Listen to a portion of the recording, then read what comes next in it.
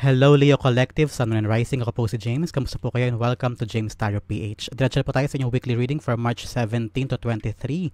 Sa kalahati na po tayo ng Marso. Kamusta po inyong buhay-buhay?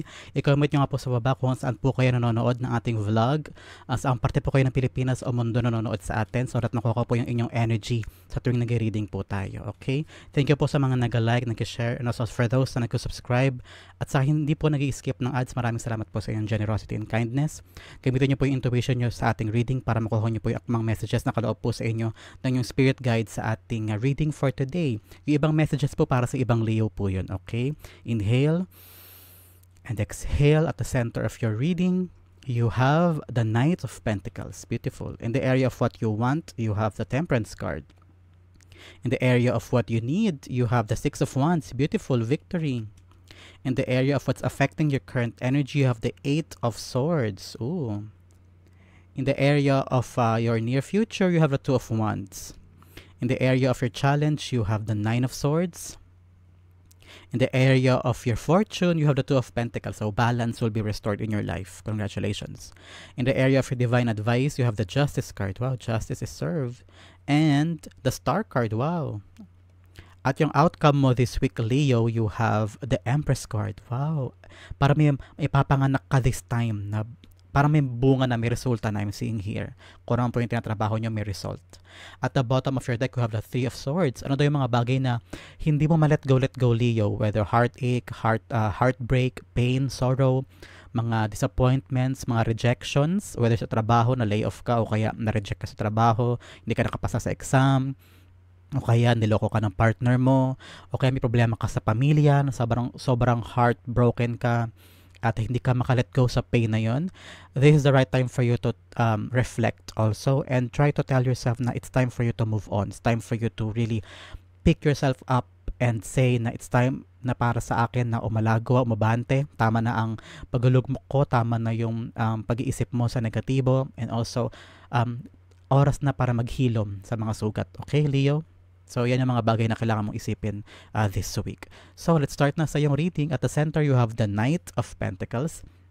I'm seeing here, planning. Nagkaplano ka na. Meron ka ng, dahil parang gusto mo nang bumangon, gusto mo na magsimula ulit, start over. I'm seeing meron ka ng concrete plan. Nakikita mo yung vision na gusto mong puntahan, pero now, nagadahan-dahan ka. You're starting to lay down the plans in your life. Parang, okay, kung na-heartbroken ako dito, itong pupuntahan ko. Paano ba ako pupunta dito? Ito yung unti-unti mong gagawin. I'm seeing you taking your time.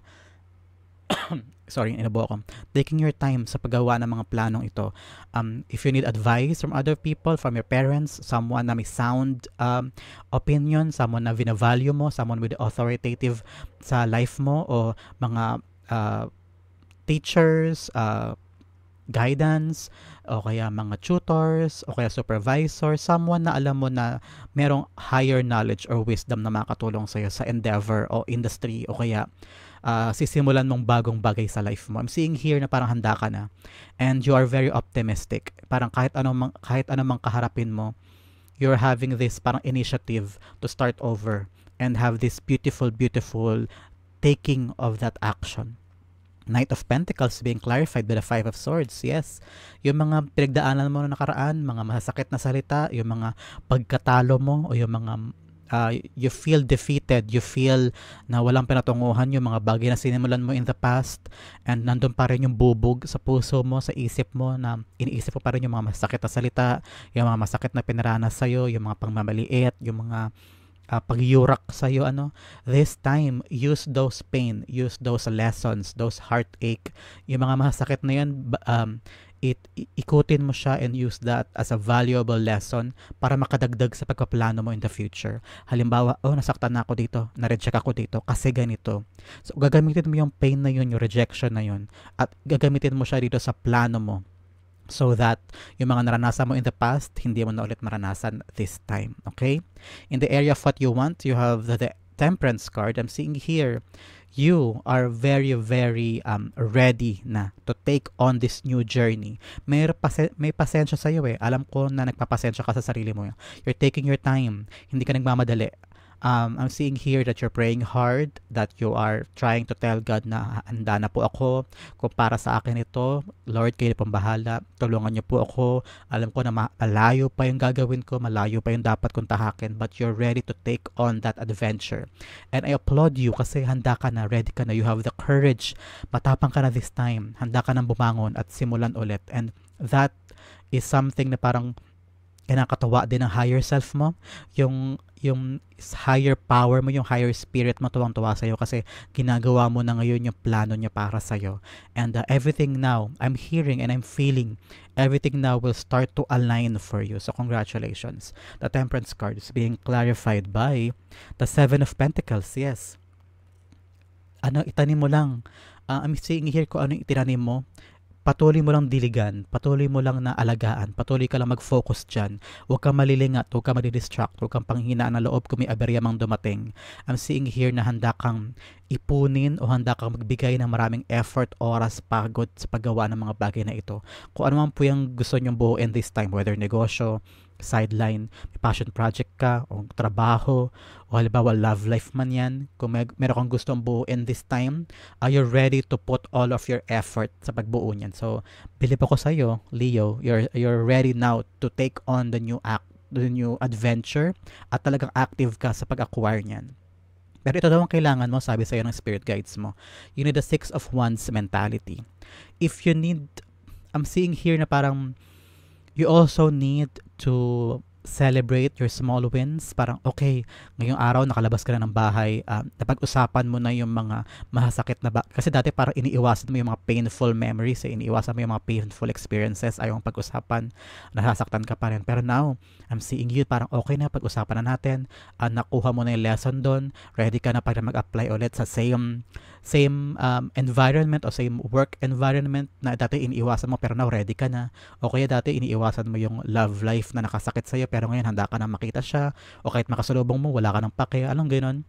So, celebrate daw the small wins. Yung parang konting leveling up o advancement o development sa ginagawa mo, celebrate it para ma-enjoy mo din yung development at saka yung process na ginagawa mo. Wag mo laging isipin, kailan ba, ang tagal-tagal, wala naman nangyayari. Merong nangyayari, hindi mo lang napapansin because you're so focused on the result. You're so focused on the goal, kaya hindi mo napapahalagahan o hindi mo napapansin yung development mo. And kailangan mo rin itap yung likod mo, parang, uy, okay lang yan, kaya mo yan, may next time pa. Huwag mo masyadong bugbugay ng sarili mo. I'm also seeing here na kung may mga bagay kang gustong simulan, may mga bagay ka na parang gusto mo itry mo because I'm seeing victory here. I'm seeing you're gonna enjoy the process and people will applaud you, people will congratulate you, and people will see kung gaano ka nag-exert ng effort sa pag-acquire ng mga bagay na gusto mong gawin in the near future. The 6 of Wands being clarified by the Ace of Cups. Wow, I'm seeing you getting happy this time. Parang mapupuno yung cup mo. You're so overwhelmed with happiness, with support. Parang feeling ko marirealize mo na, ito pala yung mga taong nagmamahal sa akin. Ito pala yung mga taong nakasupport sa akin. Mali pala nag-focus ako sa taong to. Mali pala nag-focus ako sa trabahong ito o sa sitwasyon na ito. Kasi may mga tao palang here para sa akin to support me, to guide me. And maaabot mo tong victory na to and you will be so happy. So mag-heal ka na dito sa pain na nararamdaman mo ng mga nakaraang linggo o buwan o taon. And what's affecting your current energy, you have the 8 of Swords. So this planning, somehow I'm feeling medyo may alinlangan ka o medyo nahihirapan ka to acquire it o mabuo ito dahil meron ka pa rin mga bagay na in the past you're thinking, kaya ko ba to? Hindi ko to kaya. May mga self-limiting thoughts ka, may mga negative thoughts ka na parang mahina ka, hindi mo kaya o walang way, walang help. Kahit paano nararamdaman ko na pinagdududahan mo pa rin yung kakayahan mo. I'm seeing here na kaya mong tanggalin yan lubid na yan, kaya mong tanggalin yung piring na yan, kaya mong tanggalin to mga swords na to, hindi ka masasaktan. Just have to be brave enough to push through and go through that kasi kaya mo. Nasa isip mo lang yan na hindi mo kaya kasi naapektuhan ka pa rin ito. Pero you can do it. You have the skills, the talent, the abilities to push to the things na in-acquire mo at goals mo, okay? The 8 of Swords being clarified by the 9 of Wands. Yes, masyado ka ng pagod, sugatan, because 9 of Wands is a wounded warrior. Ang dami na nangyari na paulit-ulit na nangyayari sa life mo. and sobrang pagod ka na, sobra ka na nasaktan, ay hindi mo na alam kung tama pa ba tong direksyon, tama pa ba tong ginagawa mo. Kaya may pagkaplano ka na dito parang okay, this time paplanuhin ko na to para hindi na ako magkamali, para hindi na mauwi sa wala, at para hindi na rin ako masaktan. So, this is affecting this Eight of Swords. Kaya nagiging limitado yung isip mo at yung ginagawa mo kasi nasaktan ka na masyado. In the near future, I'm seeing here, wow, may Two of Wands. I'm seeing you planning the things in the near future na mer tangible na. Parang ayan na, nakita mo na. Kasi dito, meticulous mo pinlano parang unti-unti mo ginawa, pinlano mo mabuti. Ayan na, paparating na siya. Na-visualize mo na yung pagtupad sa mga plano mo. I'm seeing here you traveling if you're planning to travel in the near future, whether bakasyon or starting over in a new life, away from this heartache na naranasan mo, whether going abroad or going to a different city, a different province, trying to a new workplace, kung papalit ka ng lugar na pagkatrabahuhan mo. But this time, I'm seeing you really happy sa mga plano mo this time. Parang smooth sailing siya kung ano yung in-acquire mong plano with the Knight of Pentacles, now ginagawa mo na siya. Now nakikita mo na yung progress mo and you're happy and you're focused on the future. And you're optimistic in the future. So, congratulations para sa iyo, Leo. Sa Two of Wands, being clarified by the Hanged Man. So, this time, wala nang delays. Dire-diretso na. Kasi napagplanuhan mo na mabuti. So, continue being visionary and saka positive thinking ka dapat lagi. Para kung ano mang aberya ang dumating, diretso ka pa rin sa goal mo. Focus ka dun sa plano mo at saka sa end point. Huwag kang panghihinaan ng loob, huwag kang papadistract kahit anong chismis, drama, conflict. Make sure na yung mata mo ay nakafocus ka pa rin sa goal kasi doon ka dadali ng iyong kapalaran at yun ang God-given gift para sa iyo. So, huwag kang panghihinaan kung may mga aberya, huwag kang panghihinaan kung may mga delayed here and there because test yan para sa iyo kung gaano mo gusto yung plano mo, okay? In your challenge this week, Leo, you have the Nine of Swords. I'm seeing here, you overthinking things. Ayan na naman, iniisip mo na naman, teka, kaya ko ba yan? Baka may aberya doon, baka hindi mo tanggap doon, baka ganito ang mangyari. So, you're trying to manipulate the result. So, sobrang pag-overthink mo at sobrang pag-control mo sa mga bagay-bagay. Make sure that it's this time, let things flow lang. Huwag mong pangunahan, huwag mong puwersahin, huwag mong masyadong isipin yung end goal. Isipin mo yun now, mabuhay ka sa ngayon. Huwag mong masyadong isipin yung future, huwag mong masyadong isipin na yung past, tapos na yung past. The important thing in your life is now. Be happy sa present time, enjoy your time now, so that madaanan mo yung life mo happily and you're enjoying every little step sa ginagawa mo. For others, I'm seeing here, marami kang utang siguro o marami kang babayaran, marami kang responsibilities at hindi mo na kaya. So, marami kang iniisip na mga ganyan this time. Nine of Swords is being clarified by the Nine of Pentacles. Yes, it's all about your stability. Iniisip mo yung kaperahan, iniisip mo yung financial independence, yung mga bagay na parang this time gusto ko makabili ng ganito, gusto ko magkaroon ng kalayaan, gusto ko magkaroon ng ma-enjoy naman yung life ko. But since ang daming mga problema, ang daming mga overthinking, yung mga negatibo mong iniisip, nakakabagal at nakaka-impede yan sa growth mo. So make sure na inaalagaan mo rin yung mga iniisip mo. Dapat healthy yung mentality, yung mga iniisip mo araw-araw. Make sure huwag ka mag-dwell sa negativity, okay? Focus ka sa iyong healing. Ang iyong fortune this week, Leo, you have the Two of Pentacles. Wow, balance will be restored in your life. Kung dati hirap na hirap kapag sabihin yung yung dalawang bagay, whether trabaho, negosyo, at pamilya, this time there will be balance, harmony sa life mo.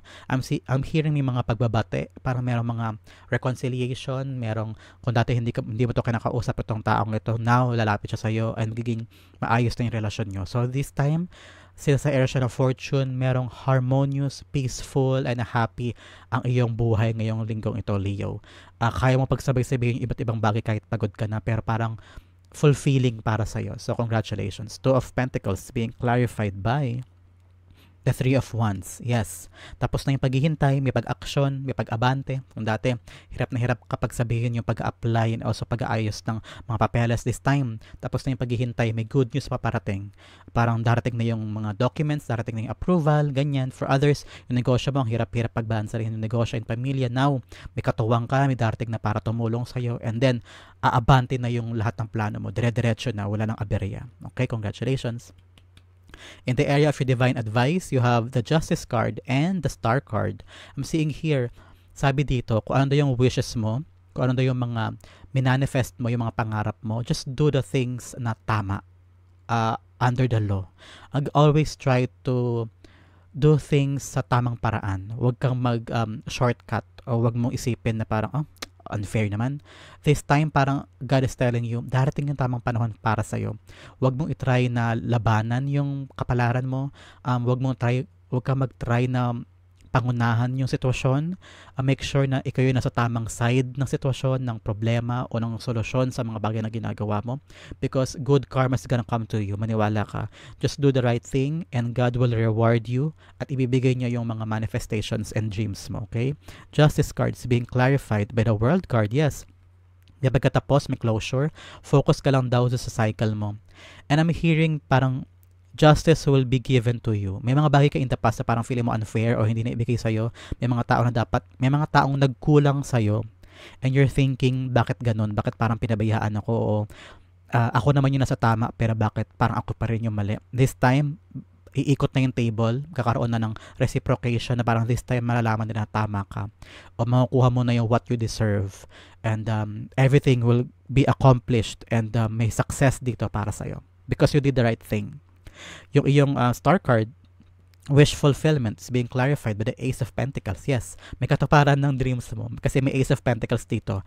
A new blessing is gonna come to you this time. A manifestation of what you have prayed for. So, ganda.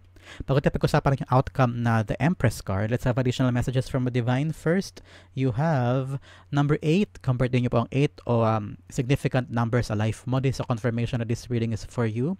Bobcat, kung nakita po kayo ng Bobcat anywhere, whether pictures, personal o internet o napag-usapan, this is a confirmation that this message is for you. Life is a mystery. So kung ngayon nahihirapan ka, huwag kang problema. Bukas, malay mo, may hatid na misteryo at hiwaga at saka miracle sa iyo ang buhay. So huwag kang panghinaan ng loob every time that you're having this heartaches at Three of Swords na element sa life mo. Kasi bukas maaaring magbago ang buhay mo for the better, okay? Another message, begin now. Take your first step. Like I've said kanina, may mga bagay kang kailangan simulan. Tapos na, stand up and work on the things na gusto mong makuha sa life mo. Ngayon na daw, magsimula ka na. That is your sign na sinasabi sa iyo ni God na simulan mo na ngayon kung anong gusto mong gawin. Pagplanuhan mo lang mabuti and trust yourself. Another message, ito ang kailangan mong pag-focus on this week, Leo. Self-esteem. I possess gifts of the soul that benefit me and others. Like I've said dito, sa yung 8 of Swords, saka sa yung 9 of Swords, masyado kang nag-worry, parang pagdudahan mo yung sarili mo. So magkaroon ka ng taasan mo yung self-esteem mo, pagkatiwalaan mo yung sarili mong kakayahan at sarili mong mga abilities because kaya mo, Leo, kaya mo. Your outcome, you have the Empress card. Yes, this is a manifestation and a sign na kung ano man yung binubuo mo, magbubunga yan. Kasi Empress, kahit anong hawakan niya na crops, lalago, magbubunga, lalabas ang mga seeds, lalabas ang fruits because she is parang the embodiment of bountiful and abundance. So, this time, kung nagkaplano ka para sa pera, yan, may darating na pera sa'yo. Ang resulta for that job na hinahanap mo, negosyo, yan, mabubuo na siya, tatayo na, kumakuha mo ng kapital, o kaya kikita na yan, babalik na yung kita mo. So this is really an abundant time for you, Leo. Kaperahan, negosyo, kung trabaho, ayan, makukuha mo na yung trabaho gusto mo. Abroad yan, tatawag na siya. May bunga, may result. The Empress card is being clarified by the Devil. So this time, because Devil, ang other terms for Devil ay your deepest desires. Ano daw yung mga deepest desires mo, yung mga pinaka hinihiling sa life mo, ayan, paparating na siya, makukuha mo na siya. So congratulations because I'm seeing here na kung gusto mo daw maabot o gusto mong mabilis na makuha yung gusto mo, tanggalin mo na yung mga tanikala, yung mga kadena sa mo, yung mga nagpapahinto sa iyo, mga maling iniisip, mga pandadown mo sa sarili mo, yung mga tao nagkamali sa iyo, yung mga toxic people, toxic habits. Kung may bisyo ka, tigilan mo na yan. Heal ka na sa mga past heartaches mo so that ma-acquire mo na yung abundant at saka good results na para sa iyo, Leo. So, yan po ang mga reading para sa iyo. Sa po kayo nakarelate, sa po kayo nakaresonate, comment down below and I'll be reading your messages. Thank you again for the likes, for the shares, for the subscriptions, Leo. Thank you again for not skipping the ads. Maraming salamat po sa inyong generosity and kindness. This has been James for James Tyler PH. God bless.